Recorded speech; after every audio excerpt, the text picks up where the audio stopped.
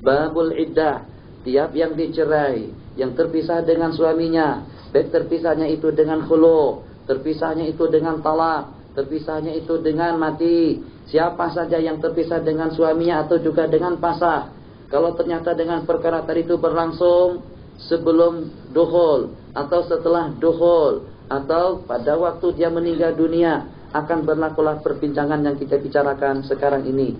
Mudah-mudahan pengajian kita akan berkelanjutan sampai pada dekat pukul 12 setelah kita berehat sejenak, dan akan kita lanjutkan kembali nanti selepas asar. Mungkin akan kita sambung kembali selepas isya di waktu malam. InsyaAllah pada malam nanti kita akan kita khatamkan, InsyaAllah. Wala taqulanna li syai'in inni fa'ilun dzalika ghadan illa ayyasha Allah. Babul iddah, barang siapa menjatuhkan talak kepada istrinya qabla dukhul fala iddata 'alaiha. Assalamualaikum. Waalaikumsalam. Ini abangnya ya, bukan abangnya lagi, mantan suami. Oh kalau macam ini tak jadi, tak apalah, sikit-sikit lah. Bagi saya mau cakap lebih leluasa sikit, macam tu nanti panas lagi kepala kita. Jadi pada waktu itu, saat ketika dengan dua laki istri, tak macam mana. Pada malam pertama mereka bertengkar. Masalahnya kecil saja. Jadi pada waktu itu kata istri, sebaiknya dengan kita tak apa ya, malam hari ini dulu. Sebab masalahnya nanti kan orang pada menengok kita, pada tengok kita, pada ingin tahu. Jadi biasanya pengantin itu yang paling diperhatikan pada malam-malam pertama saja. Kalau untuk yang berikutnya itu orang pun cukup jalan. Dia sudah jadi bukan pengantin baru lagi, dia sudah menjadi pengantin buruk. Jadi yang pengantin buruk tadi orang tak akan jauh. Yang diperhatikan itu pengantin baru. Orang mau tahu malam tadi macam mana, besok macam mana, lusa macam mana. Begitu saja. Jadi dengan pengantin buruk tak banyak diperhatikan. Yang akhirnya kata istri, saya tak mau. Bang, jangan dulu malam ini. Nanti malam-malam lain sajalah. Biar nanti kita kalau perlu kita qadha. Sementara untuk adaan malam hari ini nanti dulu. Jadi kita tapai tunai dulu. Biar kita kredit saja. Kita secara taksid di malam-malam yang menyusul. Memang dunia taksid. Semuanya secara berangsur-angsur. Kata abangnya, enggak. Saya sudah membayangkan dan menghayalkan malam yang semacam ini sejak 13 tahun yang lalu. Mana boleh? Yo, mau pergi kemana? Tak boleh. Itu sudah saya kunci. Kecuali kalau memang mau juga hang kena keluar daripada tingkap lah. Masya Allah, tabarakallah. Bertengkar. Tak boleh diselesaikan. Fab'asu hakaman min ahli wa hakaman min ahliya. Tidak ada hakam pada waktu itu. Dia orang pada balik semuanya. Dah letih. Kenduri dengan menyembelih 2 ekor lembu. Mana boleh lagi ada hakam. Untuk jadi pengaman atau pengadil. Pendek kata mereka selesaikan. Jadi intinya nekat tidak mau. Ya, saya tidak mau. Sebab di bawah, di atas, tuh di situ, pilih sana, pilih sini. Abang-abang saya, adik-adik saya, keluarga sepupu, 2 pupu, 3 pupu, 4 pupu. Dan juga dengan keluarga abang sendiri pun juga ada di sini. Rasanya saya tidak sanggup. Kalau sampai ditengok mereka dipandang semacam itu. Kan kita udah nikah, kita ada halal. Apalagi problemnya, ya memang. Tapi masih malu bang. Kita tangguhkanlah ke minggu depan saja. Pendek kata, naik angin kedua-duanya. Yang akhirnya berlangsung talak pada malam hari itu. Anti-talikun. Nah, kalau begitu keadaannya, dia pun merasa terpukul hati dan perasaan. Pada malam yang pertama, sebelum bercampur, sebelum berkumpul, ternyata dicerai oleh suaminya. Hukumnya, la iddata 'alaiha. Tidak ada masa penantian bagi dia. Al-iddah masa intizar, fatratut tarabbus, masa penantian istri untuk memastikan rahimnya macam mana, untuk meredakan suasana, untuk menenangkan hati dan perasaan. Itu hakikat daripada iddah. Jadi pada waktu itu saat ketika dengan istri dicerai, istri tadi itu memang pada waktu dia menikah dengan laki-laki tadi itu, dia adalah merupakan pilihan yang kedua. Itu disebabkan karena menurutkan kehendak ibu dan bapaknya. Dia masih ada satu pilihan yang pertama lagi. Yang itu masih menunggu-nunggu tahtal intizar. Masih waiting list lagi. Yang satu tadi itu tahtal intizar. Yang ini udah oke. Tapi oke-nya pun atas restu daripada kedua ibu dan bapak. Dicerainya pada malam hari itu, langsung dia beratur. Dia hubungi bekas kekasihnya yang telah lalu, yang masih tetap menanti-nantikannya. Dia hubungi, malam hari itu dia simbang, tuntas perbincangannya, akan melangsungkan akad nikah pada pagi esok. Insya Allah selesai. Itu macam mana? Boleh saja, tidak ada masalah. Assalamualaikum warahmatullahi. Ini mantan suami saya ya. Iya. Dijemput. untuk ikut hadir, untuk ikut menyaksikan pernikahan akad saya besok pagi dengan fulan ibna fulan. Boleh, silahkan saja. Kenapa? Sebab iddah tidak wajib. Kalau berani silahkan saja. Yang semacam itu tidak ada hukum yang menghalang. Wa in talaqa ba'da dukhuli, kalau seandainya dia cerai setelah dukhul, lazimahal iddatu, maka diwajibkan iddah ke atasnya. Baik dengan dua laki istri tadi itu masih kecil ataupun juga sudah dewasa, atau dengan salah satunya baligh sedangkan dengan yang satu masih kecil. Maksud daripada dukhul di sini adalah al-wat'u, mensetubuhinya, bimakna idkhalul zakari fi farjil mar'ah. Makna daripada wata' bukan hanya dengan berseronokan, bukan hanya dengan berpelukan dan berciuman, bukannya setakat dengan berdua-duaan, sebagaimana pendapat ulama Hanafiyah dan Imam Ahmad Ibnu Hanbal. Pendapat kebanyakan daripada ulama, apabila dengan tingkap sudah ditutup, apabila dengan jendela sudah ditutup, apabila dengan pintu sudah dikunci, apabila dengan sitarah dengan dinding dihulurkan, dan mereka berdua-duaan, itu hukumnya sama dengan jima, dan itu disebut khalwah, berdua-duaan. Yang semacam itu, kalaulah seandainya mereka terpisah pun, istri akan terpisah dengan menjelang masa iddah, sebab maksud daripada dukhul bukan hanya setakat dengan jima, tapi juga dengan khalwah, berdua-duaan dengan istri. Tidak ada satu pencegah yang mencegah mereka untuk mereka melakukan hubungan dua laki istri. Falau khala biha, kalau dia berdua-duaan dengan istrinya dengan tidak mensetubuhinya, kemudian dia cerai, fala iddata, wa idza wajabatil iddatu, apabila wajib iddah disebabkan karena dukhul, fa in kanat hamilan, kalau ternyata dia hamil, maka iddahnya akan berakhir dengan wad'ihi, dengan melahirkan, dengan bersalin, dengan melahirkan kandungannya, dan itu pun juga dengan dua syarat. Jadi kalau kebetulan istri sedang hamil, tega dengan suaminya dicerainya pada waktu itu, mungkin disebabkan pada waktu itu dengan suami diajak oleh istrinya pergi ke Pekanbaru, tak lebih daripada untuk beli pakaian bayi. Jadi suaminya tidak mau. Tak macam mana, kata suami saya, terus terang saja tak siap. Saya belum siap untuk jadi bapak. Saya sudah dari awal, saya sudah beritahu kamu, untuk tahun pertama saya tidak mau dapat anak. Saya sudah beritahukan, jangan hamil. Kita berkumpul saja dulu, tapi jangan hamil. Tak boleh ya, mana boleh. Benda itu kalau ke situ, masalah kehamilan di luar daripada leluasa kita. Kalau memang tak mau juga, jangan berkumpul. Dia duduk Tanta atau duduk Skandaria, kita duduk di Tanta. Kalau pergi ke Skandaria, bahaya. Jangan katakan, saya mau berkumpul saja Ustaz. Saya sudah kata ada sama istri saya pada waktu itu, kita berkumpul saja, tak setakat kumpul, tapi saya sudah syaratkan, jangan hamil. Kalau hamil nanti tanggung resiko. Akhirnya setelah dia hamil 1 bulan, dia beritahukan, katanya saya tidak tahu urusan kamu mengidam, tidak tahu urusan kamu atur diri, atur kehidupanmu. Saya sudah kata, jangan hamil. Kenapa kamu hamil? Memangnya leluasa dia. Dia tuh tidak lebih daripada seperti hamparan, diperumpamakan Al-Quran seumpama firash. Al-waladu lil firash, diperumpamakan laksana hamparan. Al-Quran memperumpamakannya harsul lakum, seperti dengan lahan tempat kita bercocok tanam. Benihnya daripada kita, yang kalau pada waktu kita melacaknya, yang pada waktu kita menanamnya, benda itu akan tumbuh. Itu resiko. Resiko. Jadi jangan sampai dengan saudara mengatakan, saya hanya setakat mau berkumpul saja, tapi saya tak mau dia hamil. Kita katakan, ar-ridha bisyai, ridha bima yatawalladu minhu. Itu kaidah kita nanti. Ridha dengan sesuatu, berarti Anda harus restu dengan kesan yang menyusul. Ridha kita berkumpul, kalau istri mau digauli, jangan protes suami, bang, saya tak apalah layan abang, tapi saya tak mau hamil dulu. Kita katakan, ar-ridha bisyai, ridha kamu disetubuhinya, rida kamu berkumpul dengan suamimu, kamu kena rida juga bima yatawalladu minhu, dengan kesan yang akan menyusul. Apa dia? Mengidam. Apa dia? Hamil. Apa dia? Akan bersalin. Apa dia? Akan menjaga anak. Itu semuanya termasuk daripada ma yatawalladu minhu. Qala ahaduhuma, syarat yang pertama iddah akan berakhir dengan hamal, ayang fasila jami'ul hamli, dengan bersalinnya dengan keluarnya seisi kandungan. Hatta law kana waladaini, kalau kebetulan anaknya itu kembar, au aksara atau lebih, usturita infisalul jami'. Kalau ternyata setelah keluar satu ini nampaknya tontowi nih. Tahuannya sama dengan orang tonto. Mungkin diproses ditonto pada waktu itu.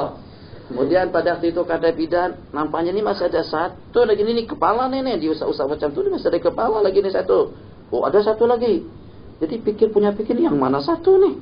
Saya hanya ikut dengan dia pada waktu itu ditantang saja. Kata SDH, kau ingat gak? Subinkom pun sekali pada waktu itu. Akbar. Nah, ini dia yang kedua. Ini tak ada sejarahnya macam itu, tak ada.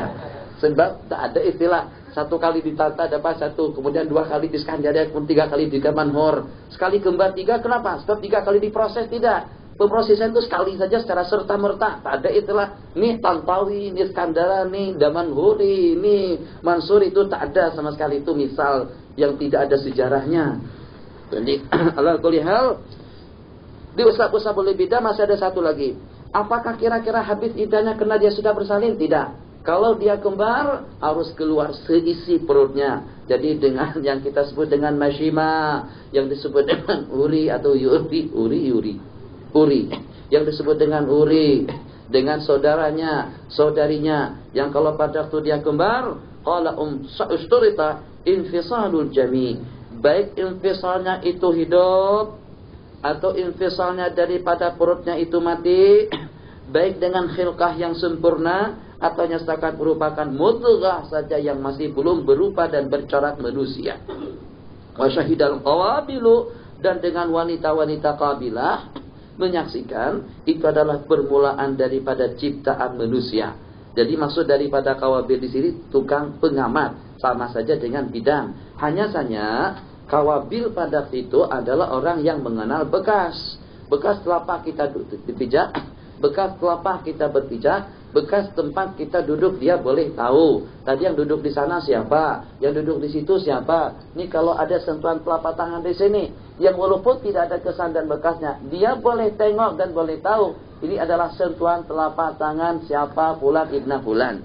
Itu namanya qabilah. Jadi qabilah yang pada itu dengan ujian darah, tes darah, dengan DM kita sebut itu tidak ada. Jadi dengan mereka untuk memastikan ini keturunan siapa, dia abahnya siapa, dia ibu siapa, dia anak siapa, itu dengan perantaran al-qabilah. Jadi kata qabilah, ini yang segimpal daging ini sudah ada corak-corak yang menunjukkan kalaulah bertambah dalam jangka 3-4 hari saja akan nampak yang akan jadi hidung, akan nampak yang akan jadi mulut, akan nampak yang akan jadi tangan, akan nampak yang akan jadi kepala. Itu namanya tasawwara fiha khalqu adamiyyin.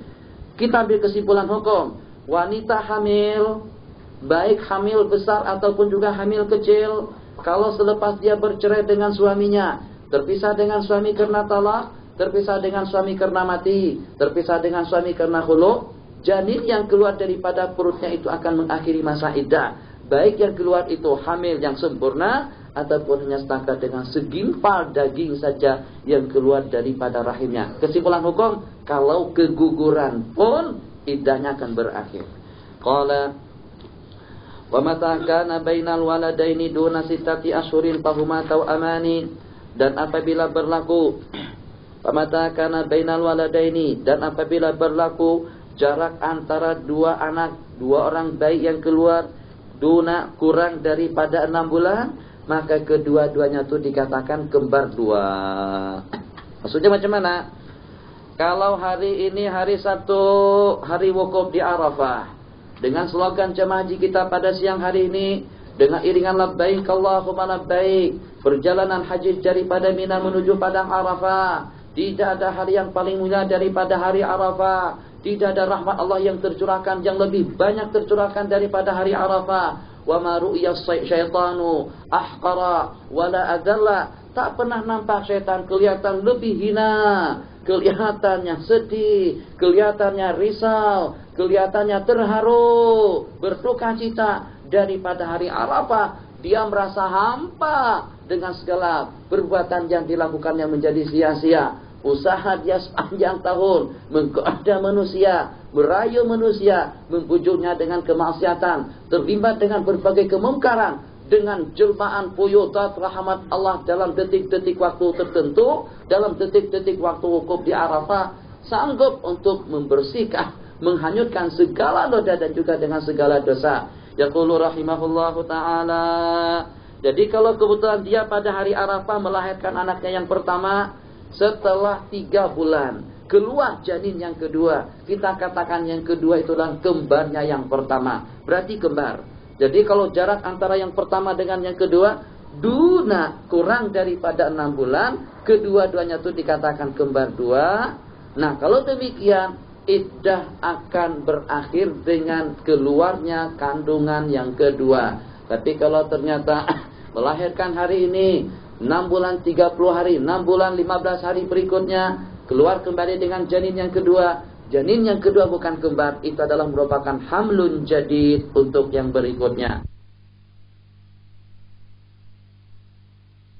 Anak kembar atau lebih, dahulu pernah saya tengok dan juga pernah membaca dengan ulasan daripada seorang reporter, dengan seorang wanita melahirkan sekaligus 12 orang anak. Yang besarnya tidak lebih besar daripada anak tikus.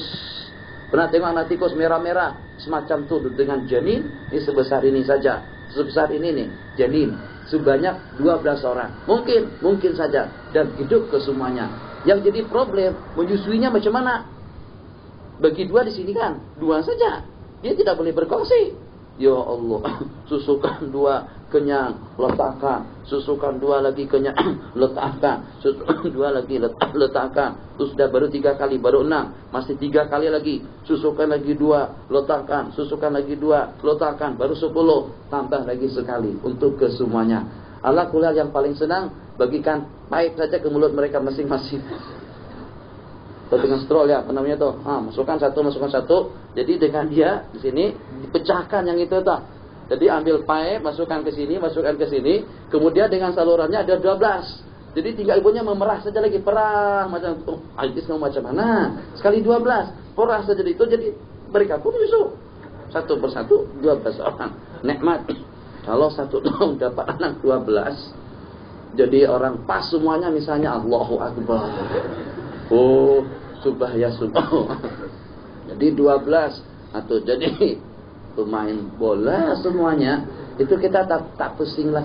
Kita sebagai kaptennya, kita tinggal mengaturkan mereka saja lagi nanti bermain di mana, bertanding di mana kita lengkap dengan kesebelasannya. Kita sebagai kiper, sebagai apa saja lah. Kita dan sebagai manajernya tidak ada masalah. 12 kesebelasan, ini 12 bukan kesebelasan lagi, 12-an. Masya Allah, jadi nanti dengan anak yang berikutnya itu sebagai musuh. Yang itu 12 juga. Jadi ini 12 juga. Mudah-mudahan tak banyak orang yang beranak semacam itu. Sebab itu menyusahkan istri. Qala, selesai. Asani, syarat yang kedua. Syarat yang pertama dengan keluarnya kandungan dari rahim. Syarat yang kedua, anak itu nisbahnya kepada yang memiliki iddah.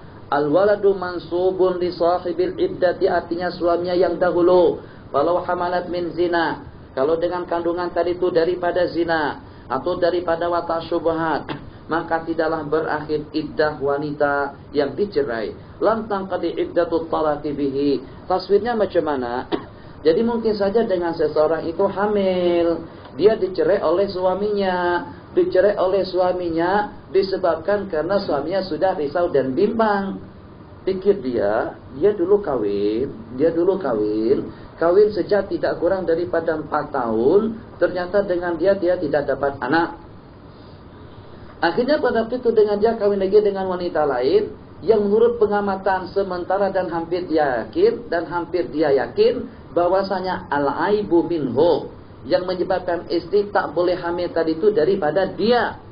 Begitu dia kawin dengan istrinya yang kedua, belum sampai 1 tahun, baru saja 2 bulan, istrinya sudah mengidam. Tak macam mana pikirannya, Allah mungkin saja bagikan kepada orang yang mendul untuk mendapatkan keturunan. Itu bukan benda mustahil, tapi dia was-was, rasa-rasa bukan daripada dia, yang sehingga saat ketika dengan istrinya yang sedang hamil tadi itu, tanpa pikir panjang dia jatuhkan talak, pada waktu hamilnya berusia 3 bulan. Nah, macam mana kalau kebetulan dengan si wanita tadi itu melahirkan? Apakah dengan melahirkan nanti akan berakhir masa iddahnya? Kita katakan, karena tadi dengan nasab daripada janin ternisbahkan kepada laki-laki yang kedua, secara zina, iddah tidak akan berakhir dengan bersalin sebagaimana disebutkan. Ayakuna nisbatu ilaihi. Kalau hamil daripada zina tidak akan berakhir, bal bi hamli wat'i syubhati, akan tetapi pada hamal, pada kandungan watak syubhat, dia akan memulakan iddahnya setelah melahirkan. Macam mana? Ini begini. Kawin. Secara keliru, secara tak disengaja, ternyata dengan si laki-laki itu tergauli istri orang lain. Kena kenduri, kena pesta, sebab kena mabuk, sebabkan kena dengan acara disco pada malam hari itu, saat ketika dansa dengan istri orang lain, dengan syaitan ikut memainkan peranannya, yang akhirnya dengan mereka terbabit dengan perbuatan haram, itu zina, di luar daripada tajuk. Ini bukan semacam itu, terkeliru saja menuju tempat tidur. Jadi dia kira bilik tidurnya, yang sehingga dengan dia tergauli istri teman dia tanpa dia sadari. Itu namanya wat'u syubhah. Wat'u syubhah. Yang ingin kita masalahkan, sekarang wanita yang tadinya secara terbukti siang hari tadi itu dan seminggu sebelumnya dia jumpa dengan dokter spesialis, dinyatakan belum hamil. Rahim Anda masih terbuka. Istri kamu tidak hamil secara 100%. Ternyata selepas dia balik daripada hospital, berlaku watak syubhat dengan seorang laki-laki tanpa disengaja dan juga tanpa disadari. Kesimpulan hukum, selepas 5 hari, selepas 1 minggu, si suami tidak pernah menggauli istrinya sama sekali. Katakan saya sampai 1 bulan, sebab selepas malam hari tadi itu, suaminya pergi.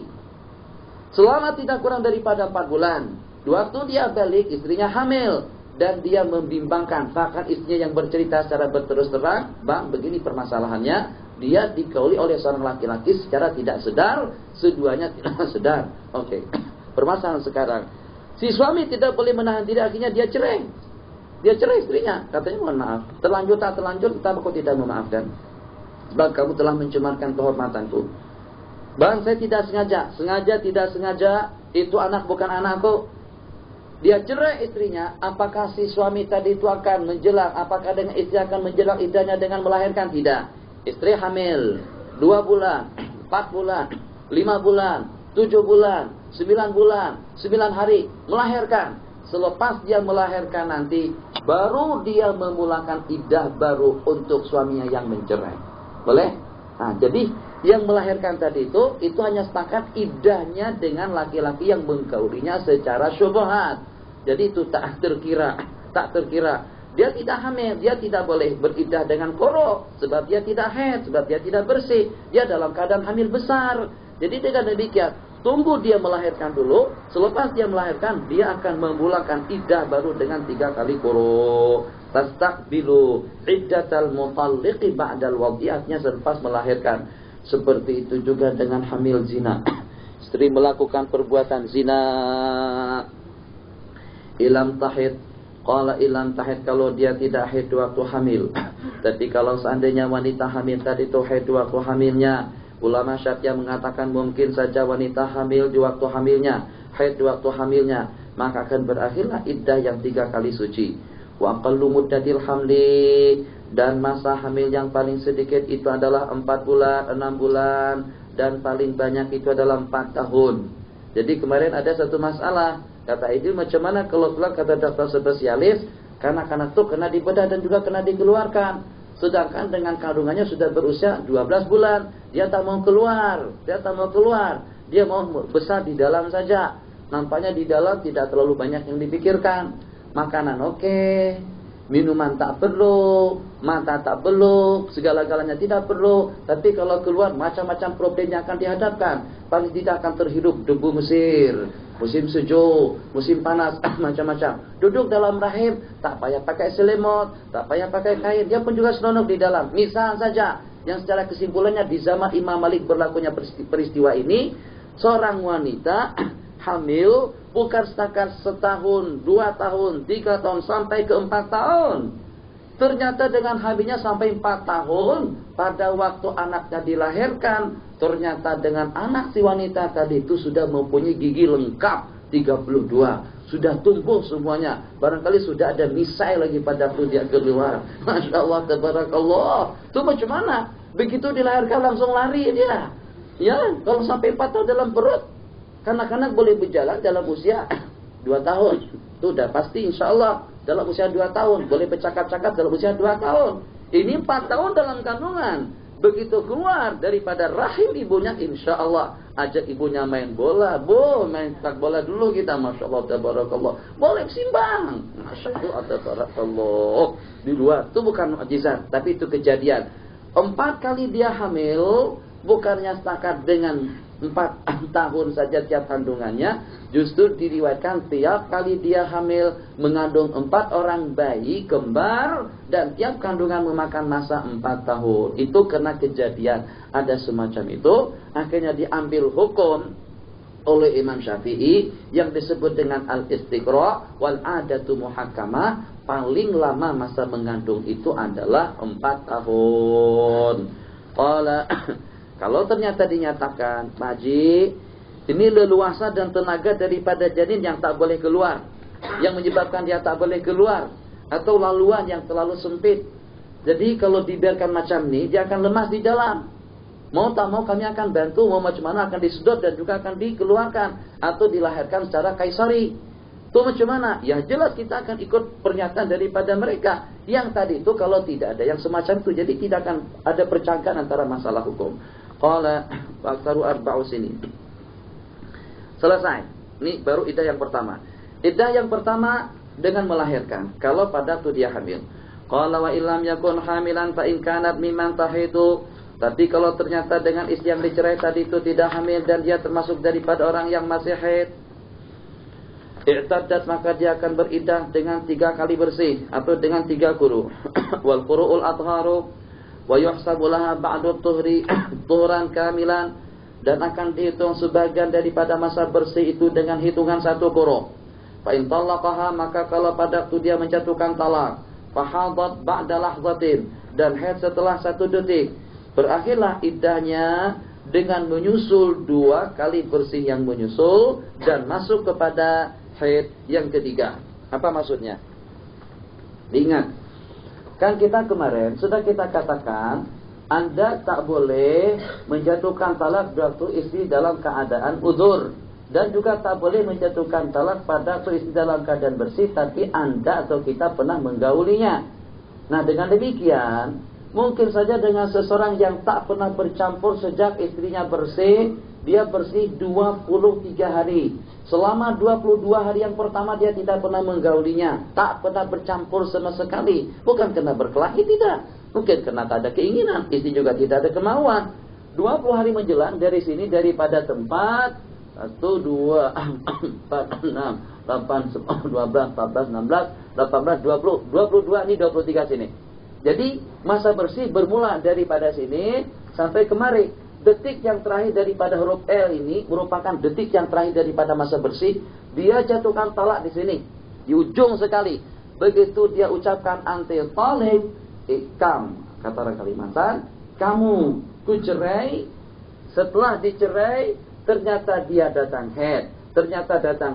Datang haid ba'da lahzatin minal firaq. 1 detik saja setelah dia berpisah. Ini sudah terhitung 1 quru. Kita teruskan, terhitung 1 quru. Kemudian menjelang masa haid. Bersih di sini sudah terhitung 2 quru. Kemudian menjelang masa haid yang kedua, kemudian bersih. Ini adalah merupakan quru yang ketiga. Quru yang pertama di sini, quru yang kedua di sini, quru yang ketiga di sini. Pada waktu dia menjelang haid yang ketiga, ini haid yang pertama, ini haid yang kedua. Menjelang haid yang ketiga, begitu masuk pada detik masa haid yang ketiga, iddahnya telah berakhir. Qala, itu maksud yang disebutkan di situ. Yaqulu wasyuru, dan masuk kepada iddah yang ketiga. Fa in talaqa fil haidi, tapi kalau dia cerai di waktu haid, maka harus dengan 3 kali bersih yang sempurna. Dan itu sebabnya haram kita menjatuhkan talak kepada istri waktu dia sedang dalam keadaan haid, sebab memanjangkan masa iddahnya. Jadi kalau kebetulan dicerai pada waktu bersih ini kelingking, dicerai pada masa bersih yang walaupunnya setakat 2 hari saja detik yang di sini sudah terhitung quru, haid yang pertama. Kemudian bersih yang kedua, quru yang pertama, quru yang kedua, haid yang kedua, haid yang kedua, bersih yang ketiga. Nih yang pertama, quru yang pertama 2 waktu dicerai, quru yang kedua setelah haid yang pertama, quru yang ketiga setelah haid yang kedua, masuk atau menjelang kepada haid yang ketiga, iddah habis. Sebaliknya, kalau kebetulan ini masa haid, dia cerai istri dalam masa haid, mau tidak mau istri harus menjelang masa bersih yang sempurna. Ini yang pertama. Tak mau lipat-lipat. Ini yang kedua, ini yang kedua. Kemudian ini yang ketiga. Macam tu lebih kurang. Ini 3. Ini yang belah kanan nih, jangan kira-kira ini kanan. Jadi 1, 2, 3. Ini menjadi kamil. Yang ini 23 hari, ini juga 23 hari, yang ini juga 23 hari. Kenapa? Sebab dia menjatuhkan talak waktu istrinya sedang dalam keadaan uzur. Masuk kepada haid yang keempat baru habis. Wala Faidah syara'at, dan apabila dia masuk kepada haid yang keempat berakhirlah iddahnya dan tidak ada perbedaan antara dekatnya waktu baina ayyataqaraba haidwa aw yataba'ad. Tidak ada beda hukum, tidak ada perbedaan hukum antara detik masa bersih dan haid yang berdekatan ataupun juga yang berjauhan. Jadi kalau kebetulan haid 3 hari, bersihnya 2 bulan, yang walaupun semacam itu 2 bulan itu baru quru yang kedua, baru quru yang pertama. Kalau kebetulan berikutnya setelah dia haid 15 hari panjang, ternyata dengan bersihnya sampai setengah tahun, yang setengah tahun sudah merupakan quru yang kedua. Itu mana ia taba'at. Sebab antara wanita dengan wanita tidak sama. Ada yang semacam itu, ada yang haidnya dalam 2 tahun sekali. Itu masalah tuh. Yang kesiannya suami, enggak, yang kesiannya istri. Berarti selama iddah tidak habis, suami masih ada hak untuk merujuk kembali pada istri dia. Wala farqa, famithalut taqarubi, misal yang berdekatan, haid 1 hari 1 malam, bersih 15 hari. Fa in tuliqat fi akhir tuhrin qadat iddatuha bi 32 yawman wa lahdhataini. Jadi boleh berakhir iddah dalam jangka 32 hari. Nih, misalnya macam nih. Ini hari pertama sampai selanjutnya 10, sambung sampai hari yang ke-30. Kebetulan dengan sang istri tadi itu, ini ada bulan sebelumnya. Nih 1 bulan 2. Besok hari. Hari ini adalah merupakan hari yang terakhir. Hari yang ke-31. Hari ini 31 hari bulan. Kira-kira 15 menit sebelum berbuka puasa pada hari yang ke-31 daripada bulan Januari, ternyata dengan si istrinya dia cerai. Dia mencerai istrinya pada detik terakhir 31 hari bulan 1. Dan itu pada waktu dia bersih. Dia jatuhkan talak di sini. Berarti yang tadi itu sudah terhitung 1 quru. Sudah terhitung 1 quru. Oke, haid 1 hari 1 malam. Kemudian dia bersih selama 15 hari. Dari sini 15 hari berarti sampai pada hari yang ke-16. Untuk 15 harinya. Oke. Sekarang dia bersih. Ini dia bersih. Haid 1 hari 1 malam, bersih selama 15 hari, merupakan quru yang kedua, berarti sampai pada hari yang ke-16. Haid kembali pada 17 hari bulan, yang itu adalah merupakan haid yang kedua. Kemudian bersih kembali selama 16 hari. Jadi di sini 3 tambah lagi 10, 13 tambah lagi 2 hari berarti 15. Jadi dengan demikian pada waktu dia menjelang haid yang berikutnya, masa iddah telah berakhir dalam jangka waktu yang sesingkat-singkatnya, tak lebih daripada 32 hari saja. Itu teorinya saja. Ada mungkin. Sebab pernah kejadian di zaman Sayyidina Ali, teorinya yang disebutkan di sini dalam jangka 32 hari. Walahzata ini. Lahzah yang pertama lahzah menjatuhkan talak, lahzah yang kedua lahzah dia menjelang masa haid yang ketiga. Atau dia cerai pada akhir masa haid, maka dengan jumlah yang paling sedikit itu adalah 47 hari yauman walahzatan. Yauman walahzatin. Qala fasab'atin wa arba'ina yauman walahzatin. Wa huwa aqallul mumkini fil hurrati. Wa mithalut taba'ud, misal yang berjauhan, haid selama 15 hari, suci setahun atau lebih. Fala budda min athhari thalathati wa in qamat sinin, yang walaupun berlangsung selama beberapa tahun. Wa in kanat mimman tahid, selesai. Itu tajuk lain. Jadi kita ada 2 tajuk. Tajuk yang pertama, iddahnya karena dia hamil dengan bersalin. Tajuk yang kedua, kalau dengan perempuan tadi itu zawatul aqra, masih haid. Yang ketiga, wa in kanat mimman la tahidu. Tapi kalau dengan istri yang dicerai itu daripada istri yang tidak haid, disebabkan karena masih kanak-kanak. Satu, disebabkan karena sudah iyas, ayisah, tua, i'taddat bi thalathati ashhur, akan beriddah dengan 3 bulan. Istri kanak-kanak, yang mau macam mana? Teringin dengan kanak-kanak. Yang jadi masalah, si laki-laki itu, yang kita katakan keterlaluan juga. Bukan semua orang berkenan anaknya dicium terus. Setakat cium sekali tak apa. Jumpa kanak-kanak perempuan tadi itu, diciumnya, pipi diciumnya, diciumnya. Enta malak. Katanya anak Malik. Ya tahulah nama kamu Malik, tapi enta malak. Itu buat apa? Tanya, saya sayang dengan kanak-kanak. Ya, begitu ya, sayang. Seperti dengan Mekal, dia sayang dengan anak laki-laki, tapi dia buat benda yang tidak betul. Dia homo dengan kanak-kanak. Itu minatnya dia. Nah, si laki-laki tadi itu macam itu juga. Cium, tapi dia tidak cium anak laki-laki, anak perempuan. Siapa sih yang bawa anak? Dia mau pinjam. Cukup pinjam setakat timang-timang saja dicium seperti orang mencium istri. Mau dimakan kah? Nah, oke. Kalau macam itu dah, mau saya kawinkan dia dengan kamu. Katanya mau sungguh. Oke. Zawajtuka binti, ku kawinkan kamu dengan anakku ini dengan mas kawinnya 5.000 ringgit. Selesai, akan nikah berlangsung. Kanak-kanak tadi itu usia tidak lebih daripada 1 tahun. Dia akan tunggu 3 tahun, masih kecil. Tak boleh dia layan, tidak boleh dia dipersembahkan kepada laki-laki untuk digaulinya. Kenapa? Keadaan tidak memungkinkan. Itu membahayakan sekali. Tunggu. Kelamaan menunggu, dia sudah berusia 20 tahun, sedangkan istrinya baru berusia 10 tahun. Waktu dia kawin 20 tambah 10, 30. Kalau macam ini, bila dapat anak, bila boleh berkumpul, bosan, dia cerai. Kanak-kanak tadi itu iddahnya 3 bulan berturut-turut. Satu. Yang kedua, Masya Allah, tabarakallah, gigi sudah tak ada. Orangnya sudah kilum. Berapa tuh? Coba. Macam dulu, yang tak ada gigi dah. Habis? Usi saja lagi. Macam tu lah, kami sebut kilum. Jadi dengan istri sudah semacam itu. Tua. Tapi entah macam mana ceritanya. Ini pro Zamalik, yang ini pro ahli. Tengkar. Kata yang itu, kita nonton ahli dulu. Ahli melawan Mansurah, sedangkan dengan Zamalik melawan Mukawilon. TV cuma 1. Mau dibelah 2, TV-nya tak jadi. Jadi, ini sajalah. TV kita ini kan besar 29 inci. Jadi untuk yang sebelah sini Zamalik, untuk yang sebelah sini ahli. Mana boleh? TV dia bukan yang buatan yang sekarang. TV dahulu. Kalau ahli, ya ahli dengan Mukawilon. Kalau Zamalik dengan tanpa misalnya. Atau dengan yang mana satu. Ala kulli hal, pertengkar berkelahi, cerai. Yang sedang dengan istrinya. Sedangkan dengan istrinya sudah tidak haid lagi. Iddahnya dengan 3 bulan berturut-turut.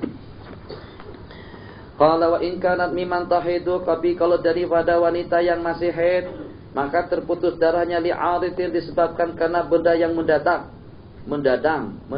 atau mendadak. Li'arid karena satu benda yang menghalang, seperti dengan penyusuan, atau disebabkan karena penyakit, gangguan daripada apa saja, disebabkan karena dia menggunakan obat-obatan, au bila aridin zahirin, maka dengan dia akan sabar sampai masuk kepada masa ya'as daripada haid, kemudian dia akan beriddah 3 bulan. Itu kesemuanya kalau dengan iddatul talaq. Fa in tawaffa anha zawjuha, tapi kalau dengan suaminya meninggal dunia, terpisah dengan istri, atau dia terpisah dengan suami, mungkin disebabkan karena firaq, disebabkan karena mati. Intufiya anha zawjuha walau fi khilali iddatir raj'iyyati, yang walaupun pada waktu dia sedang menjelang masa iddah raj'i. Ini hukum sekarang. Agak rumit sikit? Tidak. InsyaAllah boleh dipahami. 2 bulan yang lalu, suami menjatuhkan talak ke atas istrinya dengan talak 1. Istri sedang menjelang masa iddah sejak pada waktu dicerainya, yang sekarang sudah berlangsung 2 bulan. Di saat dia akan mengakhiri iddahnya pada bulan yang ketiga, yang walaupun dengan haidnya masih ada, dia masih dikenal sebagai zatul aqra. Pada waktu akan menjelang iddah atau dengan quru' yang ketiga, dapat berita suaminya meninggal dunia karena dengan runtuhan bangunan di atas akad.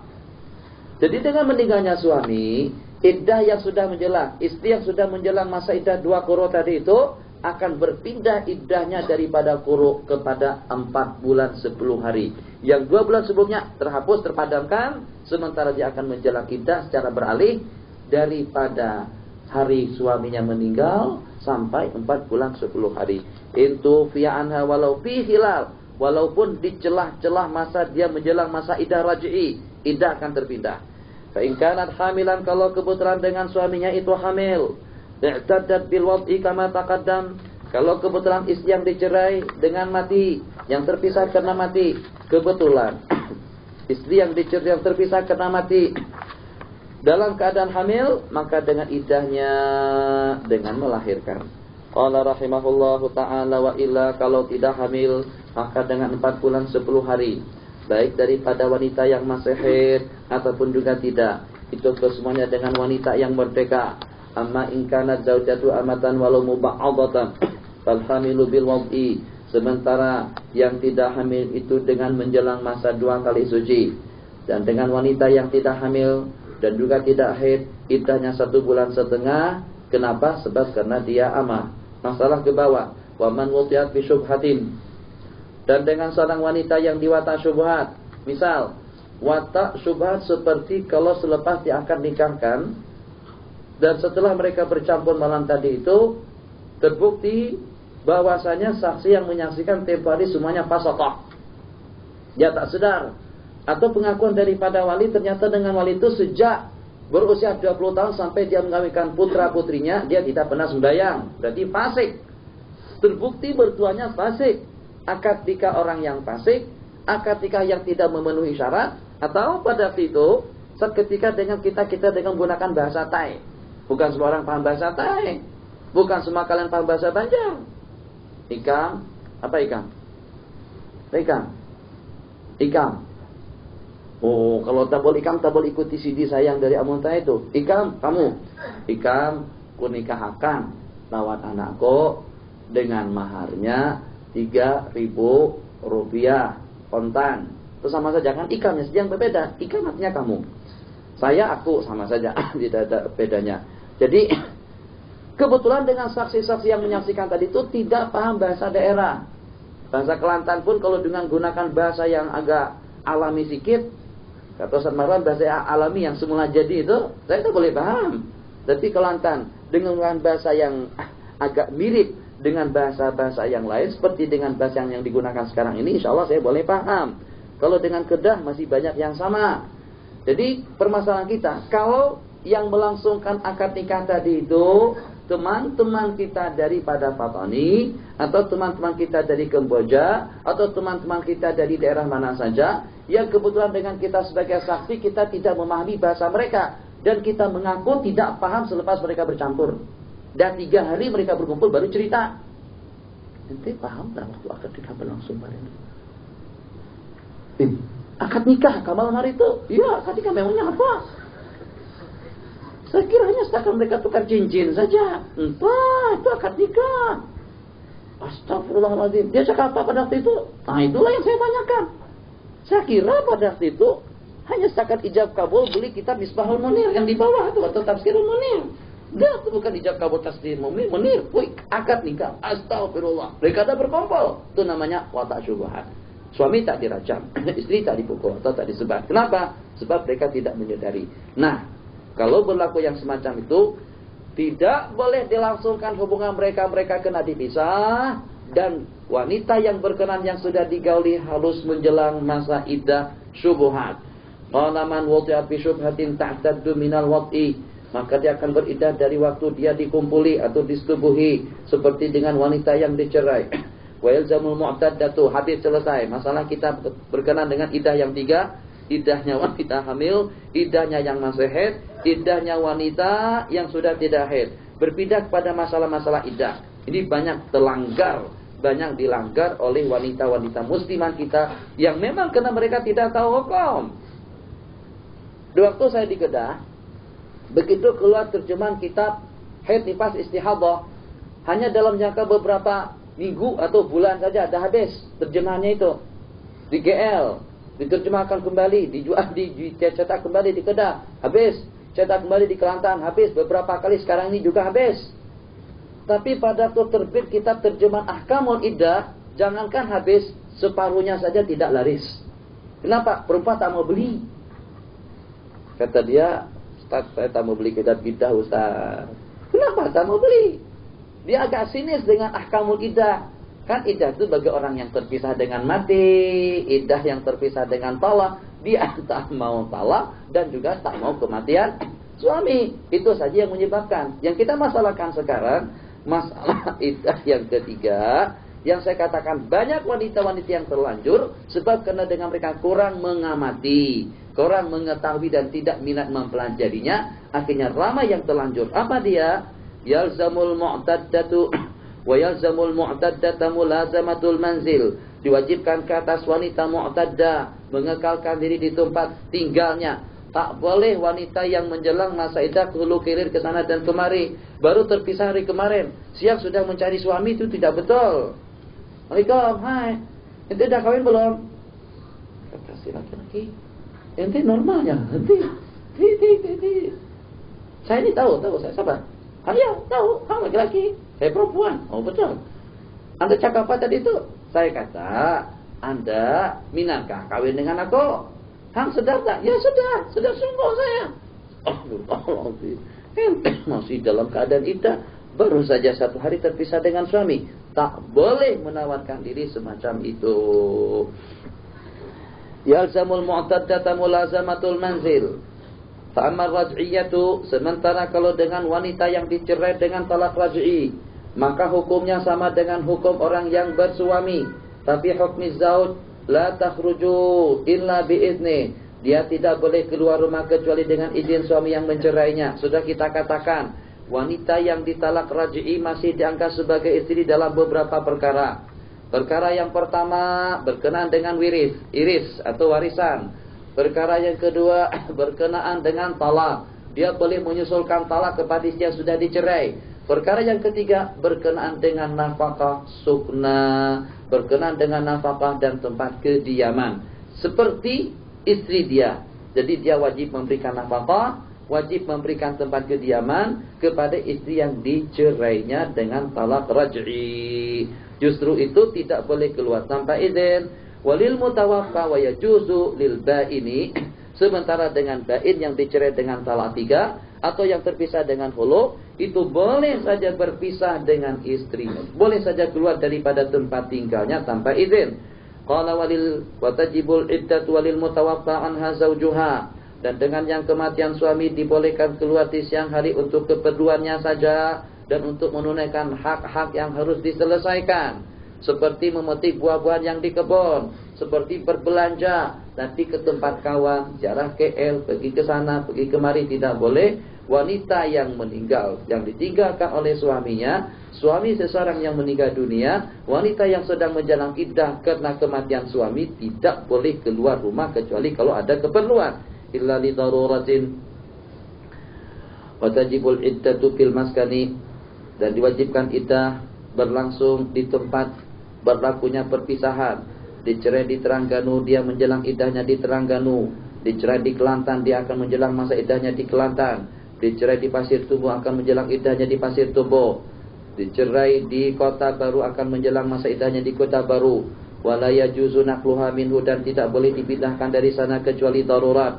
Ya imma li khaufin, karena khawatir, auman imaniki, atau orang Arab tak sewakan rumah itu, atau karena dia merasa terganggu dengan tetangga dan juga keluarga suaminya, atau disebabkan karena mereka yang terganggu dengan mulutnya yang terlalu kotor. Fatantaqilu ila aqrabi maskani ilaihi, maka dia berpindah, maka dia boleh berpindah ke tempat yang paling dekat dengan kediamannya, seperti berpindah ke Hai Ashir daripada Hai Samin. Wa yahrumu 'alal mutallaqi, dan diharamkan bagi orang yang mencerai istrinya al-khalwatu biha bil iddah, berkhalwah dengan bekas istrinya pada waktu sedang menjelang masa iddah. Musakanatuha, duduk bersama di tempat yang sama, tak boleh. Kalau dah dicerai kena pisah tempat. Anda wajib menempatkan istri, dia wajib menempatkan istri di tempat kediamannya yang dahulu, di tempat berlangsungnya talak. berlangsung talak di rumah Terengganu, istri akan menjelang masa iddah di rumah Terengganu. Kalau ternyata bilik yang di situ tidak ada fasilitasnya, yang ada di sini saja. Dapur ada, tandas ada, bilik mandi pun juga ada. Oke, kalau macam tu, si suami kena pindah ke tempat lain. Istri tidak berpindah dari sini, tapi kalau ternyata dengan marafiknya yang di situ lengkap dengan keperluan yang diperlukan, di sini lengkap dengan dapur dan juga dengan keperluan yang diperlukan, boleh dengan mereka berasingan tempat dan itu sudah memadai. Kalau tidak, suami harus angkat kaki daripada rumahnya sebab dia tidak boleh berkumpul dengan istrinya yang dicerai. Fatantaqilu ila aqrabi maskani ilaihi wa yahrumu 'alal mutalliqil khalwatu biha bil iddah. Musakanatuha di tempat, kecuali kalau masing-masing daripada tempat kediaman tersebut seperti hotel, di marafiq. Apa marfiq? Marafiq jamak daripada mirfaq. Marafiq bukan mirfaq, marafiq. Jamaknya sudah jadi marafiq sigal muntahal jumu'. Apakah mirfaq dengan mufradnya? Marafiq itulah dengan keperluan yang kita sebutkan tadi, ada dapur, ada tandas, bilik mandi, ruang tamu, itu semuanya disebut dengan marafiq. Wa yajibul ihdadu, dan diwajibkan ihdad fi iddatil wafat, kita habiskan sedikit lagi. Wa yundabu, dan diwajibkan ihdad. Wa yundabu bil ba'ini, dan disunatkan ihdad bagi wanita yang dicerai dengan talak ba'in, dengan talak 3. Wa yahrumu, dan diharamkan ihdad dengan tidak berperhiasan, dengan tidak berwangi-wangian ke atas seseorang yang meninggal dunia lebih daripada 3 hari. Disebabkan karena begitu kena cintanya dengan anak. Di waktu anaknya meninggal dunia, dia tidak berperhiasan selama lebih daripada 3 hari, hukumnya haram. Suami yang meninggal, istri yang ditinggalkan, wajib berihdad hanya setakat dalam 4 bulan. Wajib berihdad dalam jangka 4 bulan 10 hari. Tapi kalau waktu dia kematian ayah, waktu dia kematian ibu, kematian anak, kematian abang, saudara, siapa saja, tak boleh beridat lebih daripada 3 hari. Arti ihdad, anta turukaz zina. Tadi tak boleh keluar rumah. Yang kedua, tidak boleh berperhiasan. Tak boleh pakai baju batik kelantan.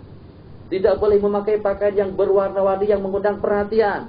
Dia memakai pakaian yang dipakainya di rumah pada waktu dia tidak ada rencana untuk kesana dan kemari. Pakaian yang itulah yang dia pakai, yang walaupun berwarna-warni tapi bukan perhiasan, bukan pakaian yang mewah dan mahal. Qala anta turukazina, tidak memakai perhiasan, tidak berikhtitab. Ikhtitab itu sama saja dengan yang begincu, yang menggunakan bedak. Asal daripada ikhtitab itu menggunakan henna, tastadid di tangan, berhenna atau berinai. Wala taktahil bi ismidin, dan tidak boleh bercalak mata dengan ismid atau dengan seumpamanya. Kalau dia berhajat untuk menggunakan kohol calak mata yang hitam itu, maka boleh menggunakannya di waktu malam dan dihilangkannya di waktu siang.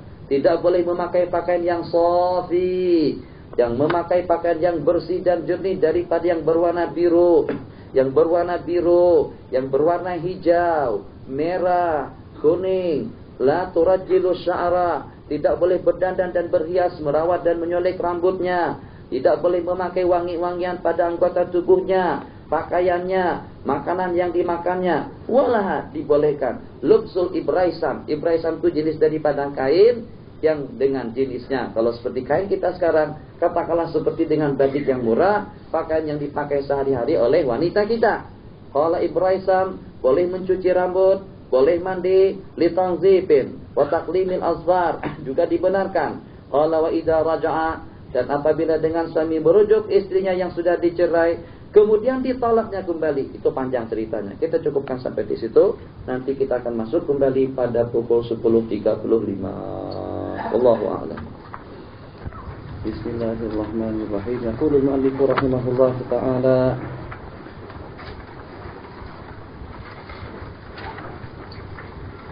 فإذا رجع المعتدة ثم طلقها قبل الدخول تستأنف عدة جديدة وإن تزوج من خالعها في عدته ثم طلقها قبل الدخول بنت على العدة الأولى.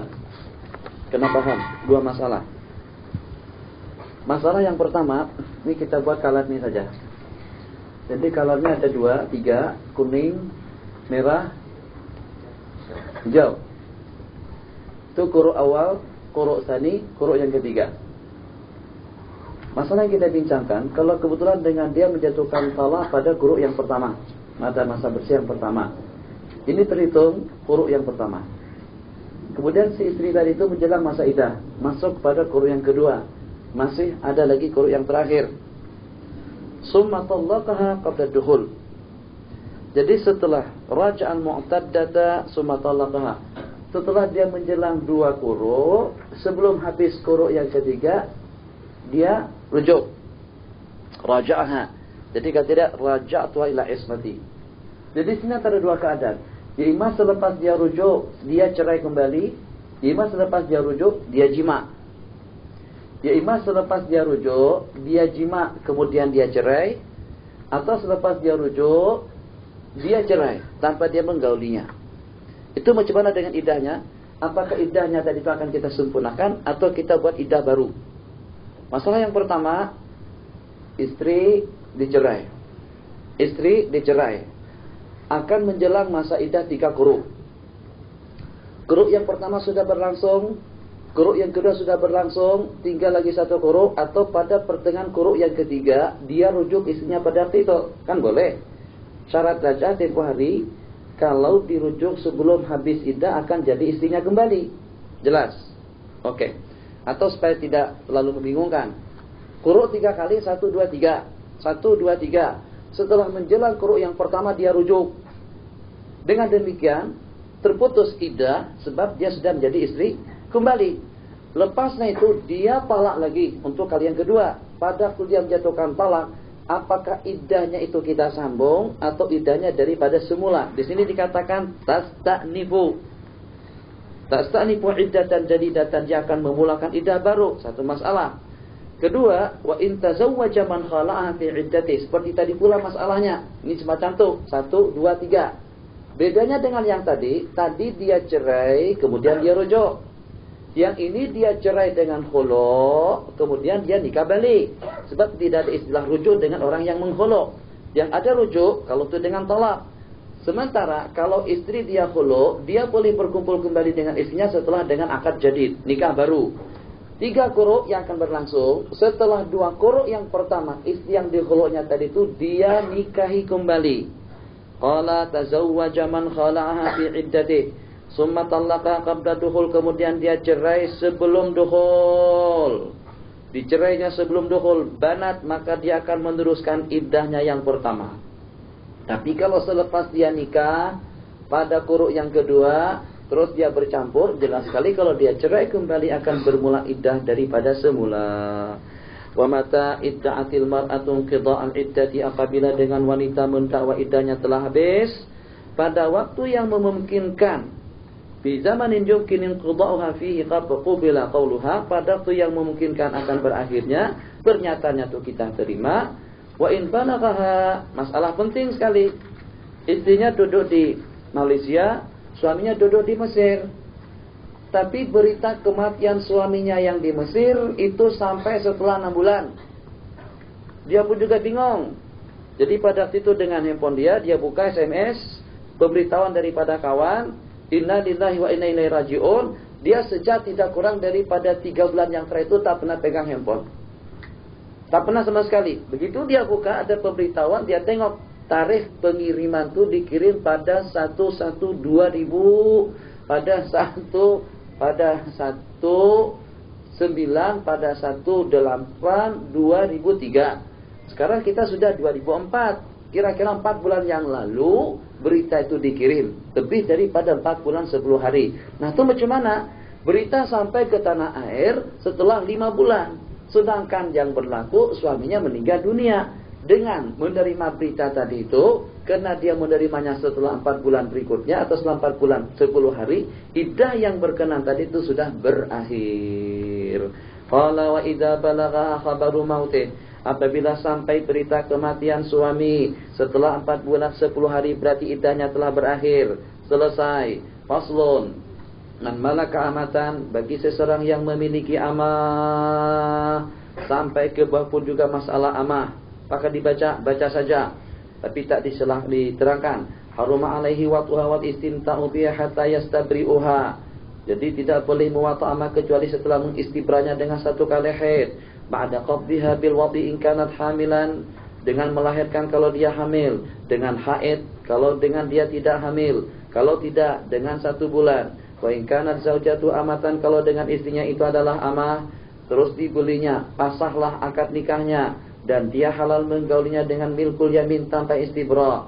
Barang siapa mengawinkan amah atau bermukatabah, qala summa zalan nikahu wal kitabatu, kemudian berakhir masa akad nikahnya atau berakhir masa mukatabahnya, dia tak boleh mewata'nya kecuali setelah istibra. Walau istimta'u bil masbiyati fi muddatil istibra bi ghairil jima', dan dia boleh berseronokan dengan wanita yang tertawan di medan perang dengan tidak menggaulinya kecuali setelah istibra dengan 1 kali haid.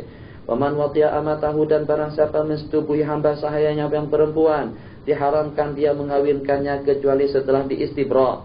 Istibra artinya untuk memastikan bara'atul rahim, talabu bara'atul rahim, memastikan bahwasanya rahim dia tadi itu tidak mengandung. Itu makna daripada istibra. Cukup dengan 1 kali haid saja untuk memastikan dia tidak hamil. Faslun, waman atat amatuhu biwaladin, dan barang siapa menggauli amah, kemudian dengan amahnya tadi itu membagikan dia seorang anak, lahir dengan seorang anak, laki-laki atau perempuan, dia disebut dengan ummul walad. Fa in sabata annahu wati'aha, kalau sabit dia pernah mensetubuhinya, lahikahu, keturunannya itu akan menyusulnya, nyusul kepada yang muwata. Baik ya'zilu maniyahu anha, baik pada waktu dia mensetubuhi secara azal maupun juga tidak. Azal sekarang sama dengan pakai kondom. Azal artinya mengeluarkan air mani di luar rahim. Dia tak mau air maninya tercampur, sebenarnya spermanya tercampur dengan buaidah, dengan keluar perempuan. Sebab kalau berlaku akan berlaku persenyawaan dan istri akan hamil. Wa illam yakun wati'aha, tapi kalau dia tidak pernah menggaulinya, lam yalhaqhu, tidak akan menghubungkan dan tidak akan dihubungkan di segi keturunan. Waman atat zaujatuhu biwaladin, ini masalah. Dan barang siapa, dan apabila dengan seorang istri melahirkan seorang anak, lahiqahu nasabuhu, makan dengan nasab anak tadi itu akan sabit kepada suaminya.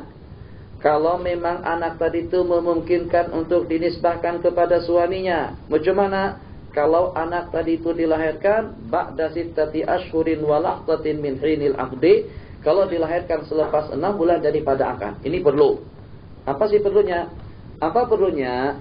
Yang kalau kebetulan seseorang itu kawin dengan seorang wanita, mohon maaf, kalau kebetulan kawin dengan seorang wanita, ternyata selepas 4 bulan wanita itu sudah bersalin. Wah, kita kata cepat sungguh. Jadi kata dia, bang sekarang bang, dulu pun perjalanan yang 1 bulan itu sekarang sudah ditempuh dalam jangka 1 bulan saja lagi. Ya kita kata tuh kendaraan, hang bukan kendaraan, hang bukan pesawat. Ya sekarang serba modern bang, serba modern.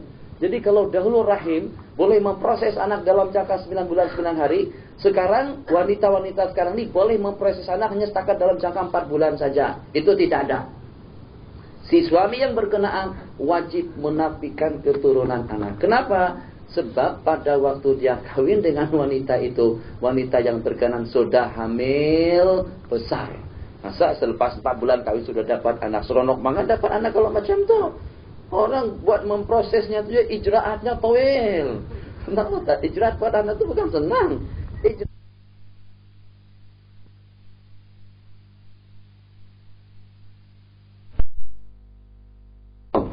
Sesiapa saja yang menikah dengan seorang wanita, ternyata daripada lahzah yang pertama pada malam dia berkumpul, di malam hari dia berkumpul, 6 bulan berikutnya ternyata istrinya melahirkan seorang anak laki-laki maupun juga perempuan. Baik bayi tadi itu laki-laki maupun perempuan, si laki-laki yang berkenan tidak boleh menafikan keturunan anak, sebab nisbahnya itu kepada dia sendiri.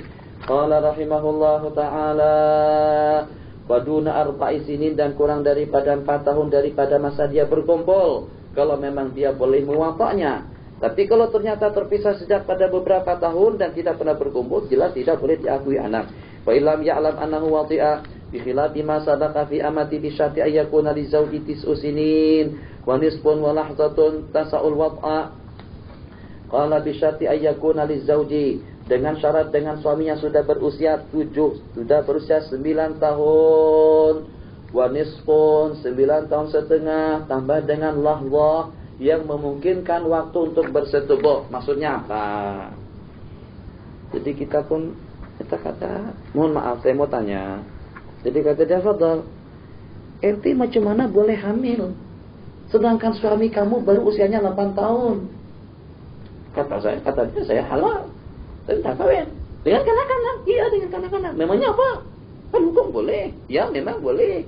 Boleh perempuan kawin dengan kanak-kanak, boleh juga laki-laki kawin dengan kanak-kanak.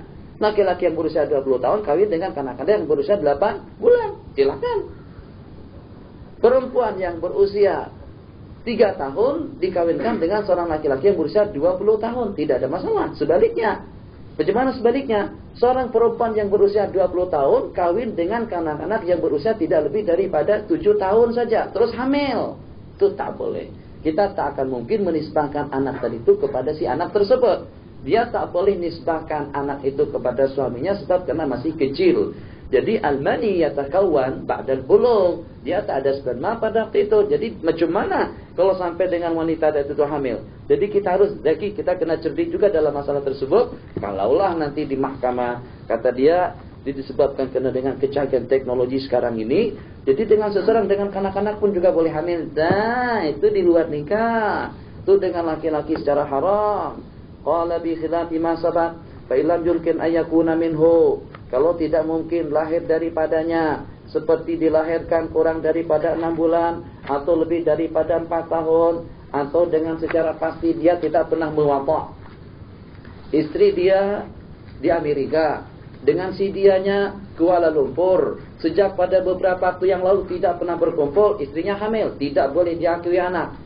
Atau kana lizauji, atau dengan suami kurang daripada usia 9 tahun, atau dengan suaminya tadi itu impoten, atau tidak punya zakar waktu az-zakar, atau tidak ada unsayain yang disebut dengan mamsuh, hukumnya lam yalhaqhu.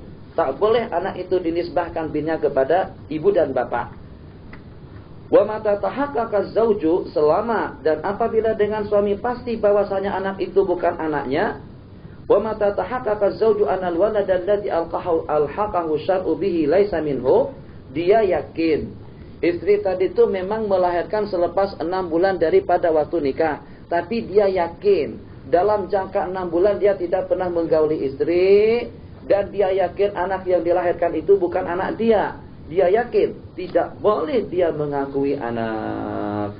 Mata tahaqqaqa az-zawju annal waladan alladhi alhaqahu syar'u bi laisa minhu bi an alima annahu lam yata'ha abada. Seperti dia merasa dia tidak pernah menggaulinya sama sekali, maka diwajibkan dia menafikannya dengan li'an. Berpisah dengan suami, sebab kalau dia tidak mengakui anak, berarti dia tuduh istrinya melakukan perbuatan zina. Yang menuduh istri melakukan perbuatan zina, dia akan kena sebat kalau dia tidak sanggup membuktikan dengan 4 saksi. Mana ada saksi? Supaya dia terelak daripada hukuman disebat 80 kali, maka dengan dia akan berlian, dia bersumpah sebanyak 5 kali, dan dalam sumpahnya menafikan keturunan anak, dan anak yang dilahirkannya itu bukan anak dia. Qala, ini juga masalah. Orang yang melakukan hubungan di luar nikah, sudah saya katakan sejak pada pertemuan kita yang pertama dengan daurah kita yang pertama di sini. Seseorang tidak boleh membinkan anak haram itu kepada Abdullah. Sebab Abdullah bukan orang tuanya. Orang tuanya tidak ada. Hukum mengatakan dia adalah anak ibu kandungnya, bukan anak kepada laki-laki. Bagaimanapun, Abdullah itu anak laki-laki. Baik tujuan daripada majlis agama, tujuan daripada mufti, daripada siapa saja untuk menyamarkan suasana dan keadaan. Ya kita tanyakan, apakah yang bernama Abdullah itu ada atau tidak ada? Jawabannya tidak ada. Kalau begitu, binnya sudah tidak betul. Kalau kita katakan Abdullah itu siapa yang ada maksudkan? Kalau yang dia maksudkan dengan Abdullah itu adalah laki-laki yang menggauli perempuan itu secara haram, laki-laki yang menggauli perempuan itu secara haram, hukum mengatakan tak boleh dinisbahkan keturunannya kepada laki-laki itu.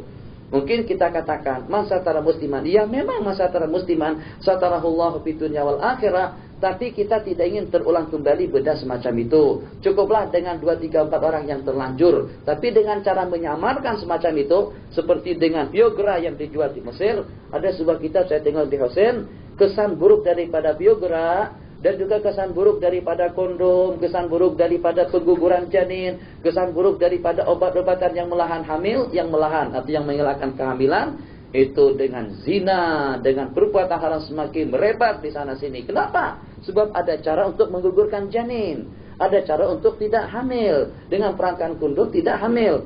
Semacam itu juga dengan masalah yang tadi.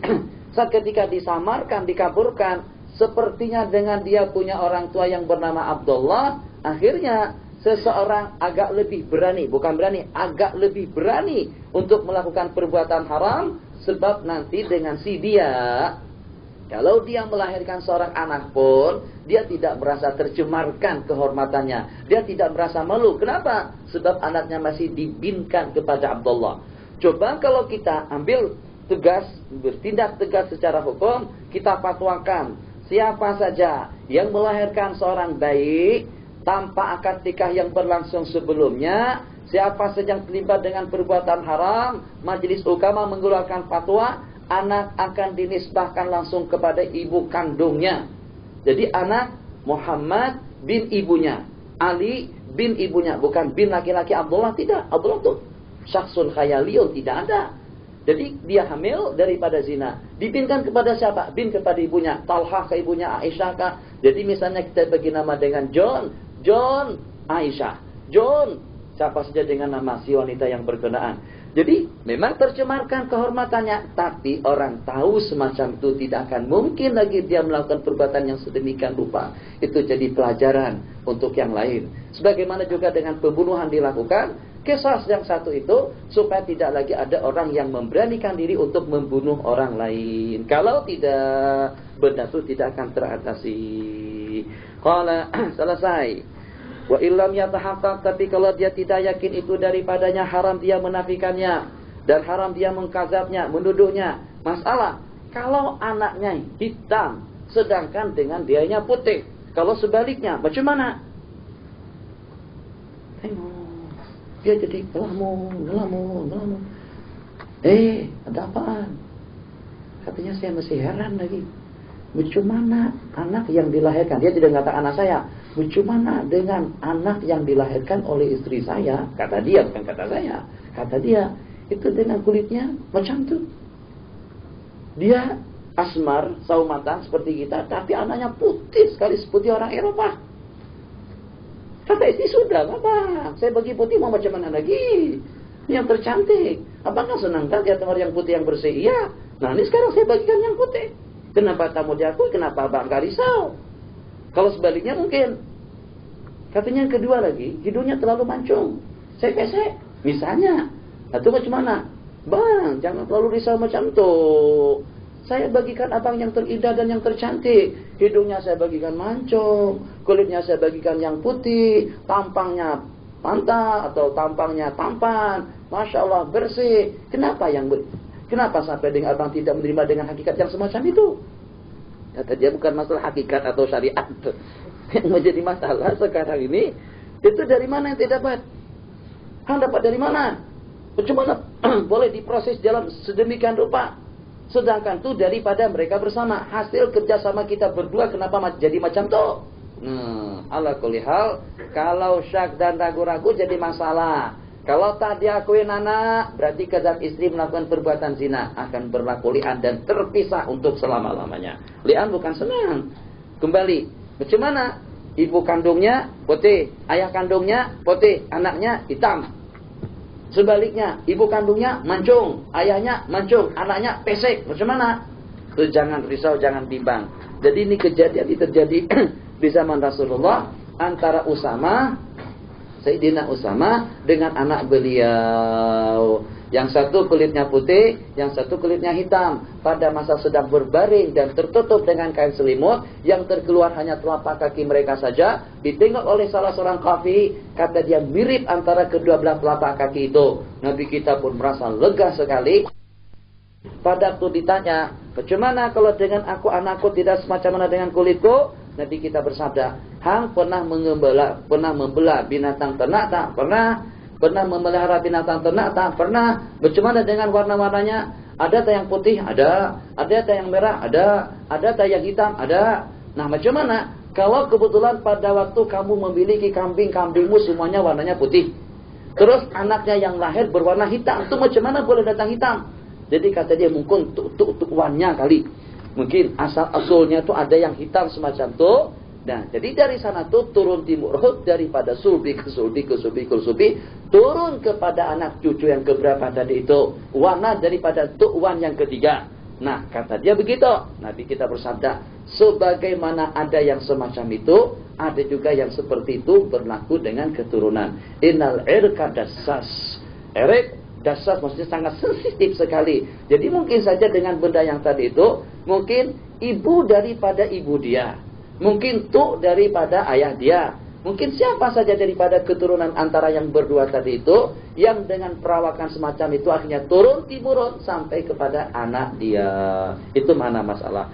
Qala wa huwa abyad wa in kana alwaladu aswad haruma alaihi nafyuh wa qadfuh wa in tughaya. Tak boleh dia nafikan yang walaupun anaknya hitam dia putih dan sebaliknya.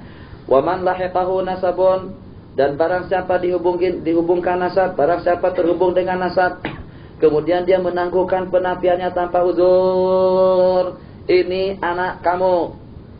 Tidak, masih risau dan bimbang, tapi dia tidak menafikannya. Summa arada ayyamyahu bil li'an, kemudian dia ingin menafikannya dengan li'an. Lam nujibhu ila dzalik, kita tidak memperkenankannya. Wa in arada nafya 'alal fawri ajabnahu ilaihi.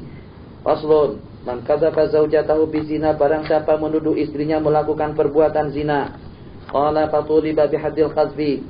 Qala man qadzaba zaujatahu bizina fatuliba bihaddil qadzfi, kemudian dia dituntut untuk dilaksanakan hukum kadzab, maka dia boleh menggugurkan hukuman tersebut itu dengan li'an, dengan syarat suami yang akan meli'an itu balik, akil, mukhtar, maksud mukhtar berkehendak, bukan secara terpaksa.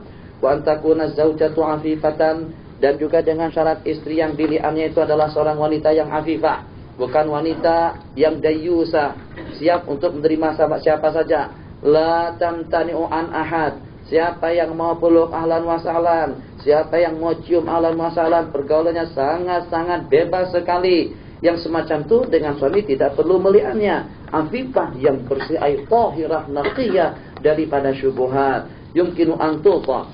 Kalau qadzafa man sabata zinaha, ini masalah hukum. Kalau kebetulan dengan seseorang menuduh pelacur, menuduh wanita-wanita malam, katakan saja seperti kita kadang-kadang dalam ceramah dan perbincangan kita menyentuh tentang kehidupan artis. Yang kita katakan pergaulannya ke sana dan kemari. Kalau kita tidak tetapkan atau tidak tentukan masih mubham, tapi kalau kita tentukan macam mana hukumnya?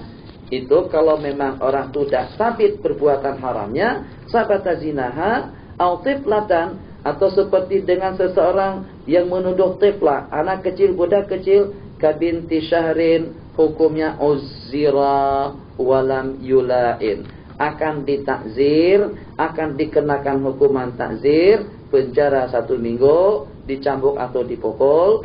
Wal li'anu artinya ayyamurahul hakimu ayyaqula arba'a marratin, dia disuruh oleh hakim untuk mengucapkan sumpah sebanyak 4 kali. Asyhadu billahi anni laminas shadiqin, aku bersaksi karena Allah bahwasanya dengan aku daripada golongan orang yang jujur terhadap tuduhan zina yang dilemparkannya kepada istri, dan anak yang dikandungnya itu adalah bukan anaknya.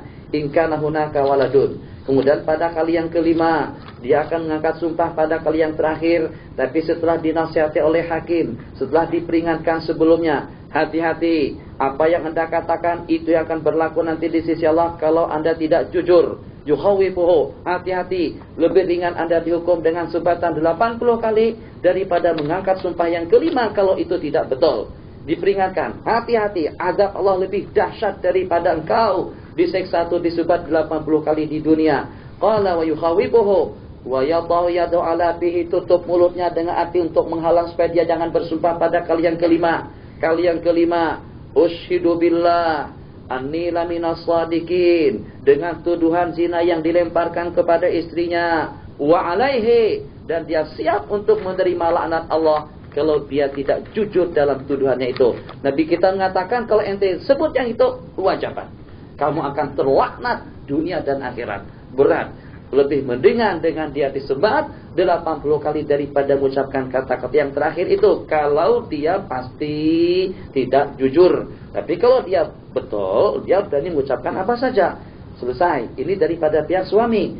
Fa in fa'ala dzalika sakat anhu haddul qazfi. Kalau dia bersumpah semacam itu akan gugurlah haddul qadzaf. Wa tafa anhu, dan ternafikan nasab keturunan anak. Wa banat minhu, dan terpisah dengan istrinya, dan diharamkan untuk selama-lamanya. Walazimah haddu zina, dan diwajibkan dan akan dijatuhkan haddu zina kepada istri dengan dirajam. Walaha antus kita, dan dengan wanita boleh menggugurkan hukuman tersebut daripada dirinya dengan berli'an. Fataqulla bi amril hakim, 4 kali, aku bersaksi dengan Allah, dengan nama Allah, bahwasanya suaminya tadi itu daripada golongan yang berbohong dalam tuduhannya yang dilontarkan. Kemudian dia berkata pada kali yang kelima setelah dinasihati, siap untuk menerima murka Allah. Yang tadi laknat Allah, istri murka Allah kalau suaminya daripada orang yang jujur. Apabila itu dia lakukan, jatuhlah hukuman haddu zina ke atas dirinya.